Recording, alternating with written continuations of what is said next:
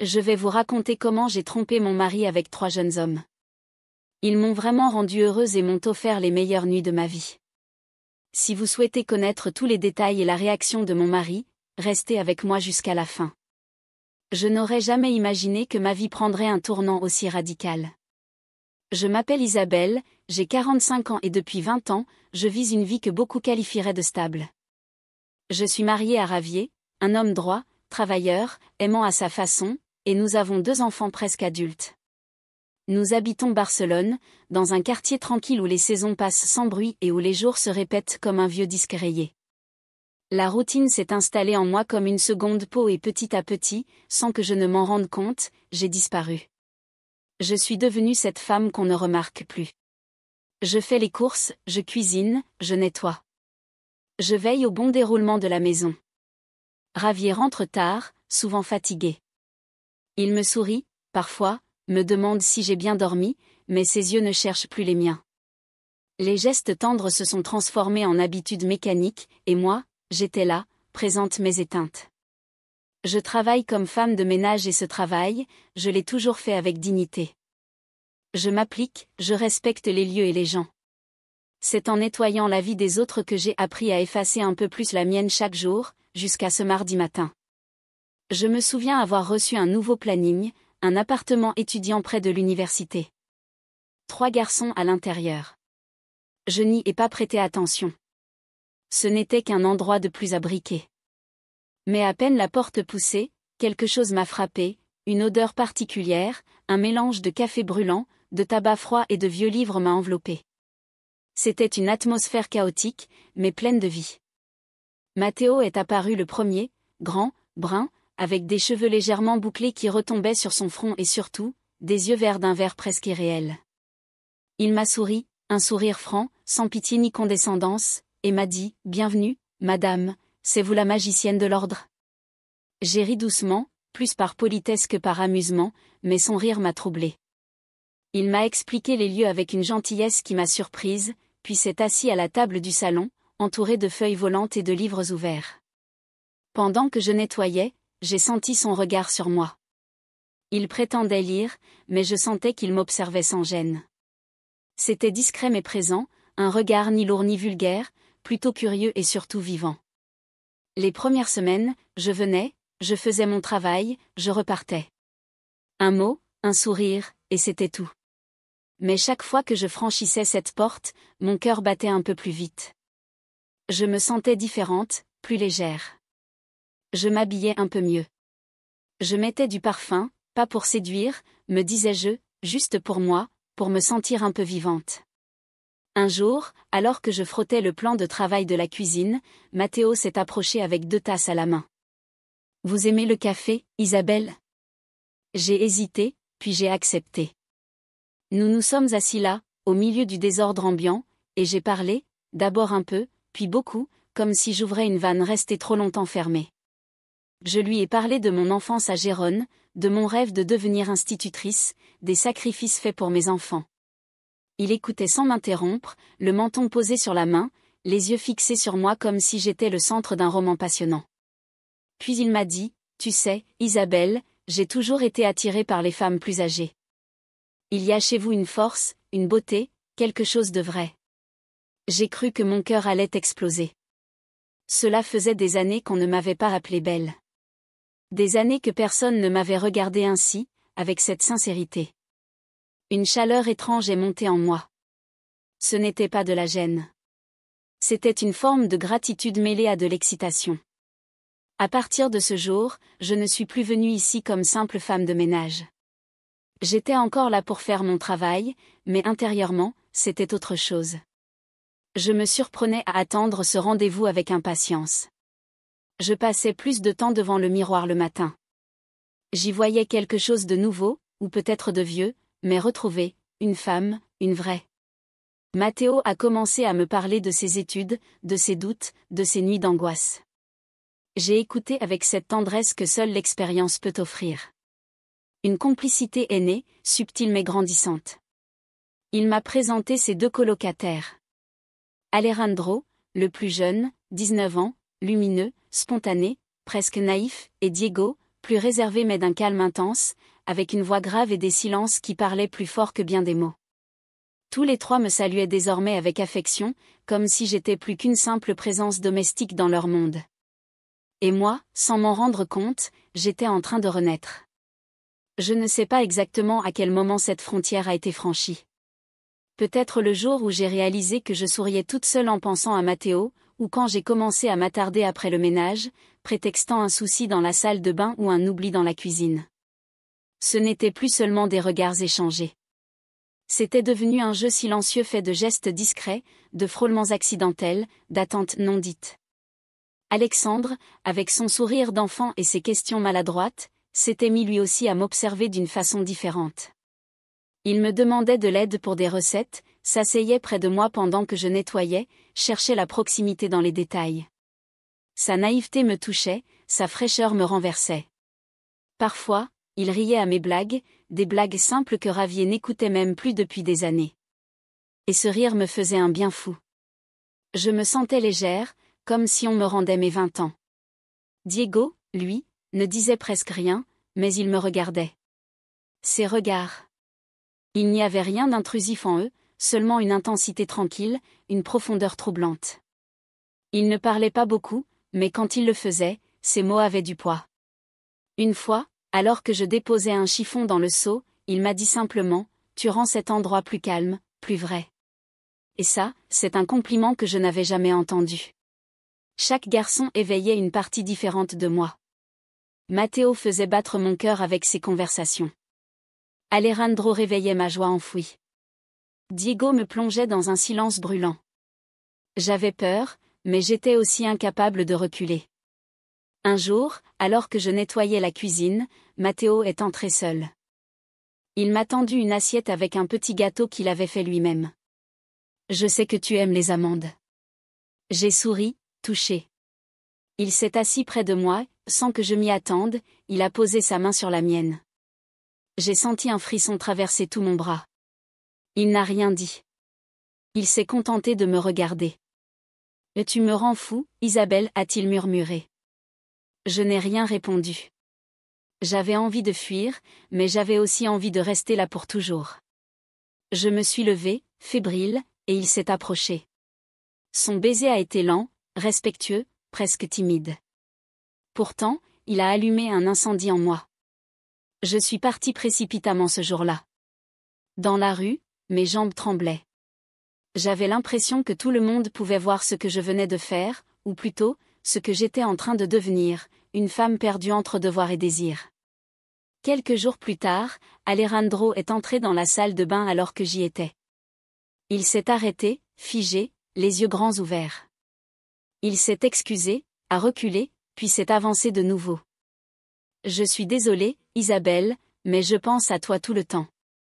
Je t'admire. » Je n'ai jamais ressenti ça.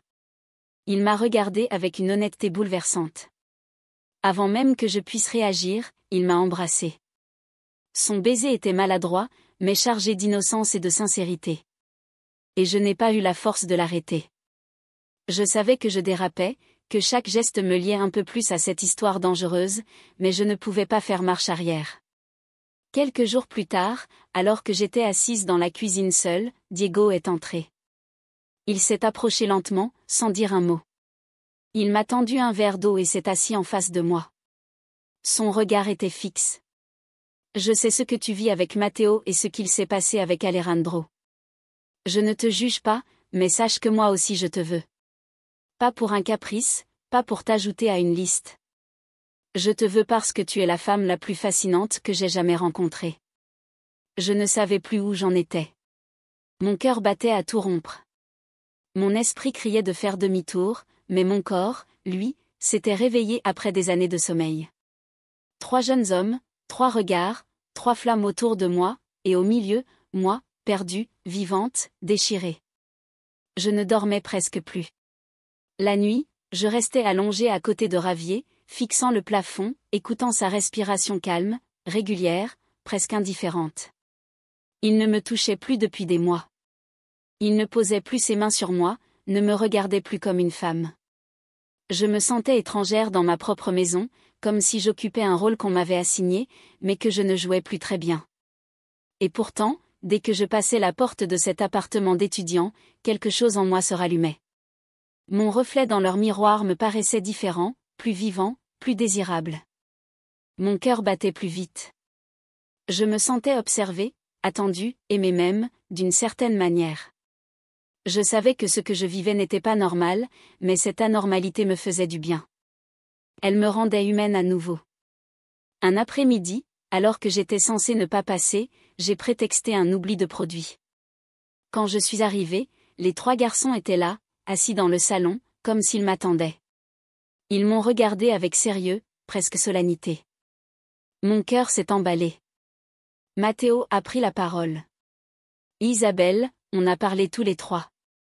On sait qu'il se passe quelque chose entre nous et on ne veut pas que tu sois obligée de choisir. Alejandro a enchaîné, sa voix douce mais déterminée. On ne veut pas se battre pour toi. On veut que tu sois heureuse, peu importe comment. Puis Diego a posé son regard brûlant sur moi. Si tu nous veux tous, on est prêt à te partager. Je me suis figée. Mon souffle s'est arrêté. Était-ce réel? Est-ce qu'il me proposait cela? Mon instinct me criait que c'était fou, dangereux, impensable.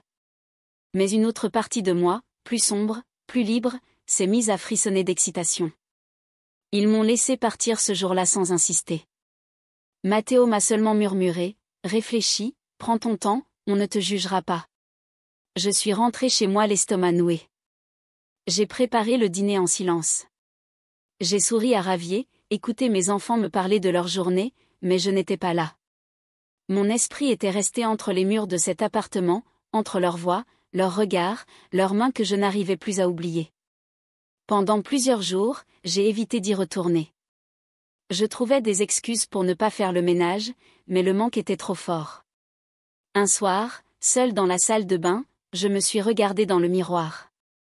Mes cheveux étaient tirés en arrière, mes traits un peu fatigués, mais mes yeux brillaient. Oui, je brillais. Et je ne voulais plus éteindre cette lumière. Le lendemain, j'ai mis ma plus jolie robe d'été, légère, fluide, bleue comme la mer. J'ai mis du rouge à lèvres, un parfum discret, et j'y suis retournée. Ils étaient là, tous les 3. Quand j'ai franchi le seuil, aucun mot n'a été échangé. Je me suis avancée, le cœur battant, les jambes tremblantes, et je les ai embrassés un par un, Matteo, Alejandro, Diego. Leurs yeux étaient pleins d'une tendresse brûlante. Oui, ai-je dit simplement. Ce qui a suivi, aucun mot ne pourrait vraiment le décrire. Ce fut une déflagration de sens, de corps, de peau, de soupirs, une communion, une ivresse. Nous nous sommes laissés emporter par la passion, par le désir, par ce besoin immense d'être ensemble. Il n'y avait plus ni passé ni futur. Il n'y avait que nous, ici et maintenant. Ce soir-là, je ne suis pas rentrée tout de suite. J'ai regardé le plafond de leur chambre, les draps froissés autour de nous, leurs corps apaisés par le sommeil. Et pour la première fois depuis des années, j'ai pleuré. Pas de tristesse, pas de remords, mais de soulagement. J'existais, j'étais aimée, désirée. Le lendemain matin, j'ai quitté l'appartement discrètement, les cheveux encore en désordre, la peau chaude d'avoir été trop aimée, trop touchée. Dans la rue, tout me paraissait différent. Les arbres, les passants, le bruit des voitures, comme si le monde continuait insouciant pendant que moi, je portais un secret trop grand pour mon cœur. Chez moi, Ravier buvait son café plongé dans son journal. Il a levé les yeux, m'a demandé si j'avais bien dormi. J'ai menti, comme je le faisais depuis des semaines. Mais ce matin-là, j'ai ressenti un pincement plus fort. J'ai vu dans ses yeux une forme de douceur que je n'avais pas remarquée depuis longtemps. Et ça m'a fait mal, très mal. Les jours ont passé. Je menais cette double vie avec une précision effrayante. Le matin, j'étais la mère, l'épouse, la ménagère attentive. L'après-midi, j'étais leur amante, leur feu, leur refuge. Je m'effaçais ici pour mieux m'épanouir là-bas, mais cette division me consumait. J'étais entière chez eux, mais coupable ailleurs. Chaque minute avec eux était un bonheur volé. Un soir, en rentrant plus tard que d'habitude, j'ai trouvé Ravier assis dans la cuisine, la lumière tamisée. Il avait l'air fatigué mais calme. Son regard m'a transpercé. Isabelle, on peut parler? Je me suis assise, la gorge nouée.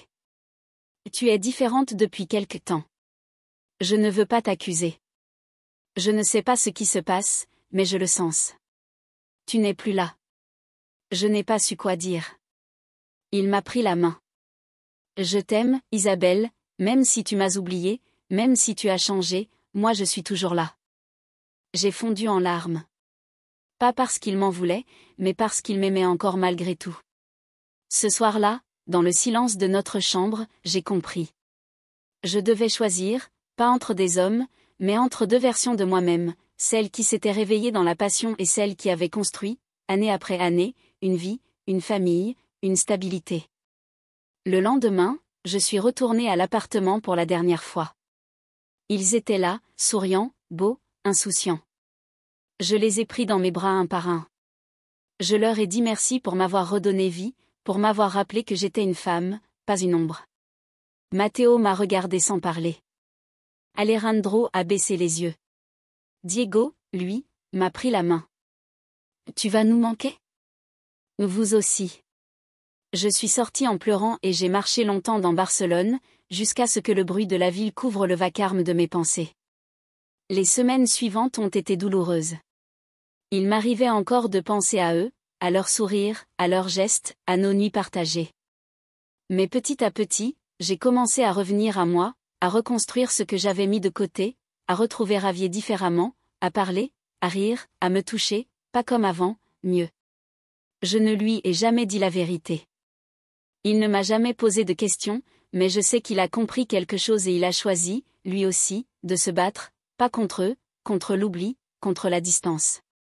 Aujourd'hui, les enfants viennent dîner à la maison. Javier m'aide à préparer la table. On se regarde, on sourit. Il y a des silences encore, mais ils ne font plus mal. Ce ne sont plus des silences de distance, mais des silences de paix. Je repense parfois à Matteo, Alejandro et Diego, à ce que nous avons vécu. Mais ce n'est plus avec désir ou regret, c'est avec gratitude. Ils m'ont rappelé qui j'étais et grâce à eux, j'ai pu revenir vers l'essentiel. Javier me prend la main quand on regarde le soleil descendre sur Barcelone. Je la serre, pas parce que je suis sage, mais parce que je suis libre, parce que j'ai choisi, parce que malgré tout, je sais que je suis exactement là où je dois être.